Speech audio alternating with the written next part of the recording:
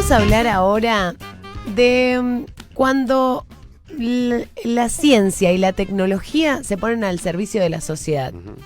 Este es el caso de la Fundación Sadowski y otras organizaciones que elaboraron un software que compara perfiles genéticos para esclarecer delitos contra la integridad sexual. Para conocer más sobre el tema, estamos en comunicación telefónica con Gustavo Sibila de la Fundación Sadowski. Muy buenos días, Gustavo, ¿cómo estás? Beba Córdoba y Connie Cherep te saludan. ¿Qué tal? Muy buenos días, ¿cómo están? Bien, bueno, muy contentos por esta noticia, pero queríamos que primero nos cuentes un poco de qué se trata Genis, que este sistema argentino.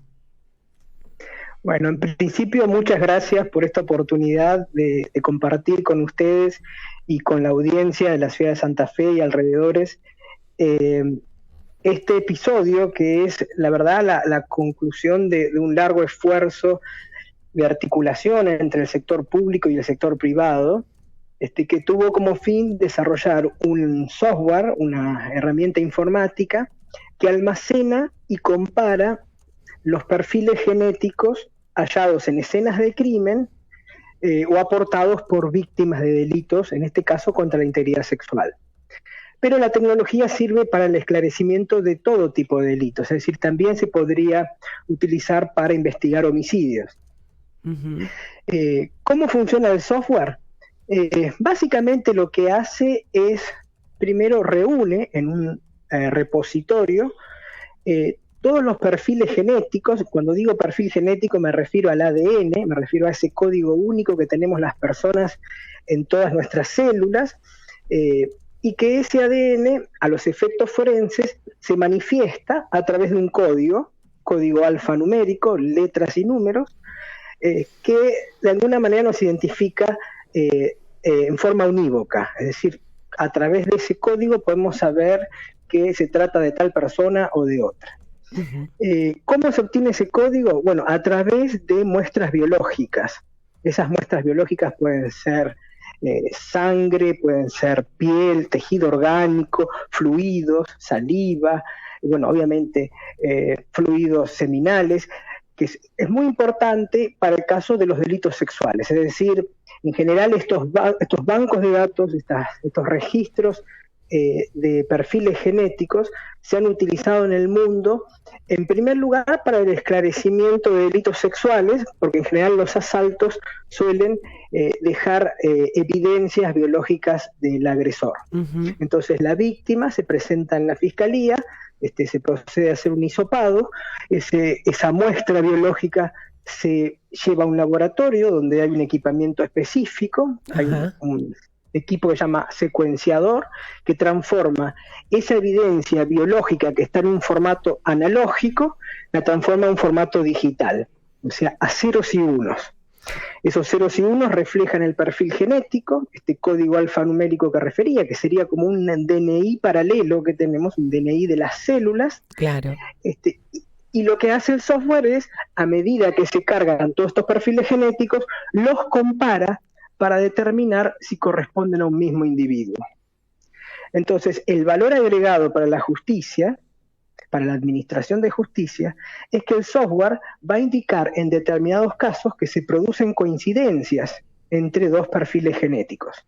Entonces, lo que procede es que el laboratorio informa a los fiscales, que probablemente uno sea de la ciudad de Santa Fe y otro pueda ser de la ciudad de Paraná, es decir, correspondientes a jurisdicciones distintas, pero el laboratorio le avisa, diciéndole, mire, fiscal de la ciudad de Santa Fe y mire, fiscal de la ciudad de Paraná, que los dos están persiguiendo al mismo individuo.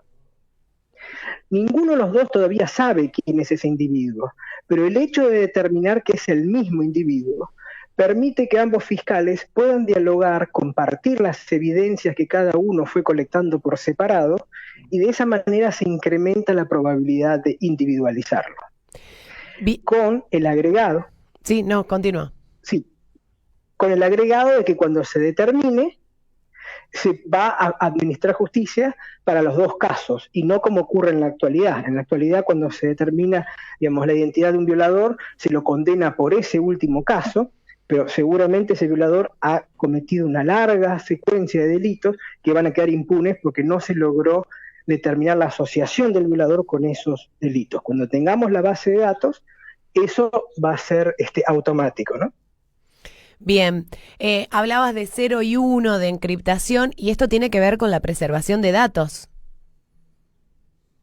Sí, por supuesto. Estos datos son datos muy sensibles, son datos personales, digamos, más sensibles que el DNI. Tengo que aclarar que en el perfil genético no está la información que permite derivar cuáles son los genes que contienen las personas. O sea, porque el perfil genético surge de un tramo del ADN que se llama no codificante, donde no están los genes que, por ejemplo, permitirían determinar ciertos rasgos, características fenotípicas de las personas, es decir, color de la piel, de los ojos, altura, o propensión a las enfermedades. Que esto es muy, muy delicado, porque claro, conocer la propensión a tener enfermedades crónicas de una persona afecta su empleabilidad, afecta su asegurabilidad, y por ende son datos muy, muy sensibles que la persona deberá decidir, digamos, si los quiere compartir o no. Pero la parte que trabaja, la parte del ADN con la que trabajamos para extraer este perfil que es identificatorio, no contiene esa información. Por ende, no estamos en riesgo de que, digamos, un escape, digamos, un leak en esa base de datos pueda llegar a comprometer la privacidad o derechos y garantías individuales, ¿no? Gustavo, buen día. Yo quería preguntarte, digamos, cuál sería la diferencia, o en todo caso, si estaríamos en presencia de un nuevo Banco Nacional de Datos Genéticos, digamos, con el recorte que vos bien marcabas recién de los datos genéticos que no, digamos, que no vulneren los derechos personalísimos. Digo, ¿cuál es la característica? ¿Esto también implica la construcción de un banco de datos genéticos de personas que cometieron delitos? Sí. Quiero aclarar un poco. Argentina es el país que tiene el primer Banco Nacional de Datos Genéticos del mundo. En el 87, es argentino. Sí. Claro, es de 1987. Prácticamente les diría que es contemporáneo al primer uso que se hizo del ADN para investigación de crímenes, que fue un caso en el Reino Unido. O sea que, pero claro, ¿qué sucede? El Banco Nacional de Datos Genéticos en Argentina es fruto de nuestro pasado. De la lucha, de la lucha de los derechos humanos, digamos, por esclarecimiento de los crímenes de derechos humanos, digamos, durante la dictadura. Totalmente. Y fue creado con un fin muy específico y muy noble, que es restituir la identidad de los niños nacidos en cautiverio. O sea, es decir, de los hijos de desaparecidos, de los nietos de las madres de Plaza de Mayo. Ese es el fin con el cual se creó en el año 1987 el Banco Nacional de Datos Genéticos. Ya tiene 33 años y es el decano de los bancos de datos genéticos del mundo. Ahora, ¿qué sucede? Digamos, por su propia concepción y naturaleza y propósito, solamente quedó restringido a tomar muestras genéticas, digamos, perfiles genéticos de las abuelas de Plaza de Mayo y de los chicos, hoy jóvenes, ya adultos, que nacieron entre los años de la dictadura. Es decir, que pueden potencialmente, por razón cronológica, ser nietos de abuelas de Plaza de Mayo. Y ya han recuperado 130 nietos. Ahora, ¿qué sucede? La ley dice que el propósito del banco es solamente ese, es restituir la identidad de los hijos desaparecidos.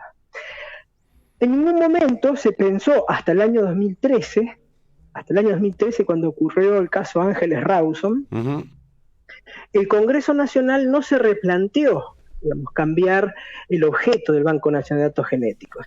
Pero en ese momento dijo, sí, tenemos que crear un registro donde todas las personas que sean condenadas por delitos sexuales, todos los violadores, queden con su perfil genético asociado a ese banco de datos. ¿Con qué fin? Con el fin de que cualquier nueva muestra proveniente de la investigación de un delito sexual, de una violación, se cotejase contra esa base de datos. Es decir, determinar si quien había cometido este nuevo delito sexual ya estaba escrachado en la base, ¿no? Si era reincidente. De esa manera era cuestión simplemente, a nivel procesal, de librar la orden de captura de la persona que teníamos en la base de datos y, bueno, meterla de nuevo y no dejarla salir más por un tiempo. Entonces, ¿qué sucedió? Se creó en 2013 esa base de datos nacional a raíz del caso Ángeles Rawson. O sea, notemos que se trata de una actitud reactiva del Congreso Nacional. No es que hubo dentro de nuestra dirigencia política un debate profundo y concienzudo sobre cómo podemos mejorar la eficacia de nuestra justicia, a sabiendas de que tenemos una tasa de resolución de crímenes muy baja en nuestro país, por debajo del 4% de los delitos que se denuncian se terminan resolviendo, ¿no? O sea que más del 95% quedan impunes. Entonces, claro, con esos guarismos tan apabullantemente decepcionantes, ¿no? Bueno, no surgió esa ley del debate ni de la madurez de la dirigencia política. Surgió de un caso puntual que fue Ángeles Rawson. Y como surgió así, pasaron 4 años más, hasta el 2017, pero tampoco por madurez de la dirigencia política, sino de nuevo por otro crimen altisonante como fue el de Micaela García. ¿Ustedes se acuerdan del Micaela García? Sí. El terrible. Bueno, ese delito en particular, lo mismo que el caso de Ángeles Rawson, motorizó la reglamentación de la ley. Porque lo que tienen en común ambos casos es que el femicida era reincidente, ¿no? Exactamente, en el delito. Era reincidente, pero aún cuando no lo fuera, porque eso uno podría no saberlo a priori, lo cierto es que no disponer de esta herramienta teniéndola, teniéndola es increíble. Porque teniéndola... Es una negligencia criminal. Sí. Yo comparto... Por eso, sí. No, por eso es que tenemos, ustedes habrán visto, hay grupos de la sociedad civil, están las asociaciones como Madres del Dolor, es decir, en general son los familiares de víctimas, en el caso de delitos sexuales, no todos, pero muchísimos terminan en femicidio. Claro, y esas personas, lógicamente, metabolizan la pérdida del dolor a través de luchas institucionales para alcanzar estos logros del sentido común, sí. ¿No? Por eso yo resalto en el caso de la ley 26.879, digamos, la que creó el registro a raíz del caso Ángeles Rawson, digamos, la recuerdo porque estuve allí en ese momento, la proactividad, el impulso, la campaña que hacían las Madres del Dolor y otras asociaciones.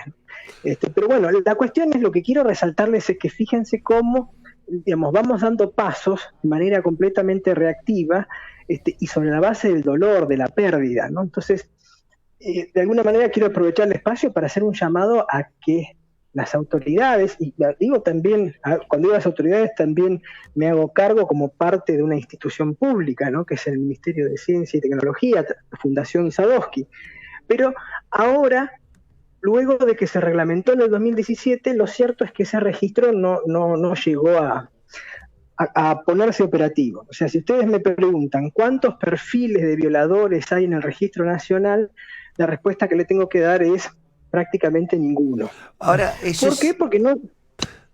Sí. No, es absurdo lo que estás contando, es lisa y llanamente absurdo. Yo no puedo creer que no nos pongamos de acuerdo en un tema tan elemental como es usar una herramienta tan clara, tan fuerte, tan contundente como es el ADN, por una cuestión política, porque no es otra cosa que esa, digamos, es una cuestión si me permitís, lo digo yo, no te pongo en la obligación, es una cuestión hasta de celos, digamos, vinculados a la propiedad y a qué tipo de delitos sí, a qué tipo de delitos no, cuando hoy es una pandemia, es pandémico el tema del abuso sexual. No, y además en Argentina se denuncian casi 50 ataques sexuales por día. Por eso digo, es increíble que esa dilación... A ver, ¿por qué no? ¿Cuál es la razón por la que no? ¿Cuál es el argumento que puede haber detrás de la burocrática decisión de liberar ese tipo de... o de incorporar ese tipo de tecnología para para la identificación de los abusadores? En realidad son todas trabas burocráticas institucionales, o sea, no hay ninguna traba tecnológica ni operativa para que esto esté en marcha. Esto ya tendría que haber estado en marcha hace años y probablemente hubiese salvado varias vidas. Por eso es que hacemos nosotros militancia. Nosotros desde la Fundación Sadowski lo que hicimos fue, si ustedes quieren, articular a una serie de actores para lograr aportar la herramienta, el software que hace tecnológicamente posible tener esa base de datos nacional. Pero a partir de ahí lo que viene es la articulación federal, es decir, cómo la nación acuerda con cada una de las provincias, que las provincias junten sus perfiles genéticos, digamos, de los delitos que está investigando, y los aporte a una base donde se cotejen con los de Entre Ríos, en el caso de Santa Fe, con el de Córdoba, provincia de Buenos Aires, el de Tierra del Fuego con el de Jujuy. Claro. Porque, digamos, pensemos, yo comento siempre el caso, ustedes saben que hay varias ciudades, así, bueno, como es Santa Fe y Paraná, pero tenemos varios casos como Carmen de Patagones y Viedma, Resistencia y Corrientes. Hay muchas ciudades que están separadas o por un río o por una ruta nacional o provincial. Entonces, la realidad económica y humana es que esas dos ciudades son un único núcleo, y la gente sale y viene a la mañana, a la noche, de un lado al otro, y comete delitos de un lado y del otro. Sin embargo, por pertenecer a provincias distintas, están bajo la jurisdicción de poderes judiciales de una provincia y de otra que no se comunican entre sí, que no comparten datos. Entonces, claro, eso es como darle mucha ventaja al delincuente, es decir, por torpeza propia no logramos acorralar a estos delincuentes. Bien, y te consulto, porque en este tiempo se estuvo empleando, porque esto viene desde 2014 que se comenzó a gestar, si no me equivoco, y se estuvo implementando en algunas provincias como Salta, Santiago del Estero, Entre Ríos, Tucumán. ¿Tuvo algún resultado? ¿Cómo funciona ahí? Bueno, lo que nosotros hicimos desde Fundación Sadowski, viendo que no había una red nacional, que no se terminaba de constituir desde ustedes quieren, el núcleo, interconectándose con los nodos que serían las provincias. Entonces lo que hicimos desde la Fundación Sadowski, contando con la herramienta, fue ir directamente a los nodos. O sea, a la falta de la cabeza vamos a las extremidades. Entonces, fuimos a 18 provincias. De hecho, la provincia de Santa Fe cuenta con este software, el Ministerio Público de la Acusación. La provincia de Santa Fe tiene una ley específica, tiene una ley, digamos, aprobada en el año 2011, es la ley 13.222, que creó el Registro Provincial de Huellas Genéticas Digitales. O sea, hay una ley que tiene 9 años y que está en la provincia de Santa Fe, que claro, lo que manda a constituir es una base de datos local, es decir, local provincial. Está muy bien para poder abordar los casos de reincidencia provincial, es decir, interna. Claro. Es decir, digamos, un violador que comete un asalto en la ciudad de Santa Fe o en Rafaela. Sí, siempre y cuando sea dentro de la provincia, el que comete el delito. Exactamente. Entonces Sí, por favor, adelante. No, continúa, Gustavo. Te iba a decir que la novedad ahora es que esto se va a implementar a nivel nacional, para lo que venías comentando, que entre las provincias también haya comunicación. Exactamente, eso es lo que estamos tratando de lograr. Estamos tratando de que todo el país se interconecte a través de una red única, y cuando ocurran coincidencias sean entre perfiles genéticos. Después vemos de qué provincia es, de qué departamento judicial, e incluso por qué delito. En este momento se van a cargar, en una primera instancia se van a cargar delitos contra la integridad sexual, es decir, el ADN de violadores. Pero yo me pregunto, y les pregunto a ustedes también, ¿qué lógica tiene no cargar el ADN de los homicidas? Ninguna. La verdad, ninguna. Es increíble, digamos. Yo de verdad quedo asombrado. Tengo un amigo en Paraná que está trabajando muy bien, Gustavo Martínez, en el Poder Judicial.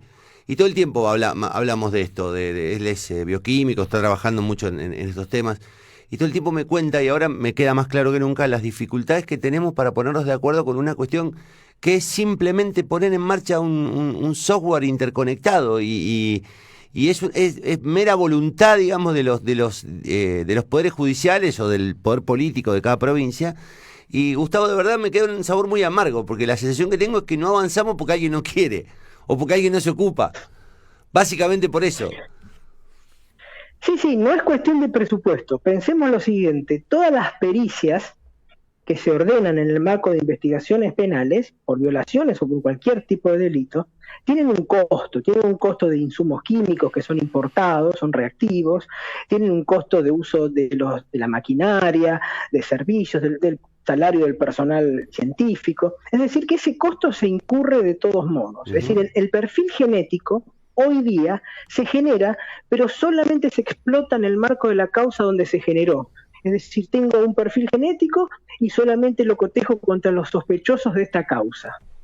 ¿Por qué? Si ya tiene el perfil genético, cárguenlo en la base, porque quizás en el laboratorio de 300 kilómetros o en el laboratorio de 1200 kilómetros, quizás algún fiscal mandó una muestra biológica del mismo individuo. Entonces, es tan sencillo, es tan, digamos, no sé, de sentido común, que sí, un poco a veces hiere la sensibilidad pensar que hay gente que sigue sufriendo por esta negligencia, ¿no? Bien, tengo una última pregunta como para ir cerrando. ¿Quién va a tener acceso al sistema, Gustavo? Bueno, lo que está sucediendo en este momento es auspicioso, o sea, no quiero que ustedes se queden con una imagen de que no quiero bajarles. No, está bien, está muy bien, está muy bien.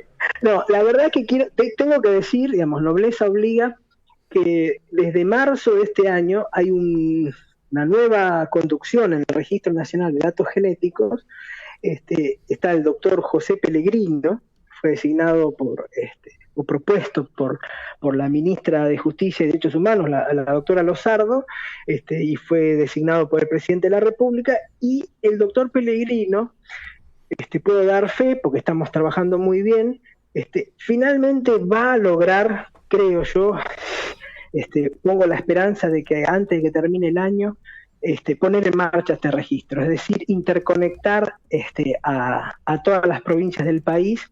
Es decir, los datos van a confluir al Ministerio de Justicia y Derechos Humanos de la Nación desde los poderes judiciales o ministerios públicos de cada provincia, eso dependiendo de quién cuelgue el laboratorio de genética forense, y esa información va a estar a disposición de toda la justicia, de todos los poderes judiciales y ministerios públicos. El match, digamos, la coincidencia entre dos perfiles genéticos aleatorios se va a producir en el Ministerio de Justicia y Derechos Humanos de la Nación. Pero ellos no van a saber la identidad. O sea, van a saber que un perfil genético enviado por un laboratorio de Santa Fe coincide con un perfil genético de un laboratorio de Río Negro. Entonces, ¿cómo va a funcionar el sistema? Se les va a avisar a los dos poderes judiciales, miren que este perfil genético de esta causa corresponde con el de esta. Es decir, ustedes dos, sin saberlo, están persiguiendo al mismo individuo. Claro. Perfecto. Bueno, Gustavo, te agradecemos el contacto y toda la información que nos brindaste. Vamos a estar en comunicación como para ver cómo avanza esta situación. Muchísimas gracias a ustedes y a la audiencia de la ciudad de Santa Fe. Muchas gracias. Hasta luego. Bueno, ahí escuchábamos a Gustavo Sibila, él es el licenciado en la Fundación Sadowski, y bueno, escuchábamos cómo funciona este software que compara perfiles genéticos para esclarecer delitos contra la integridad sexual.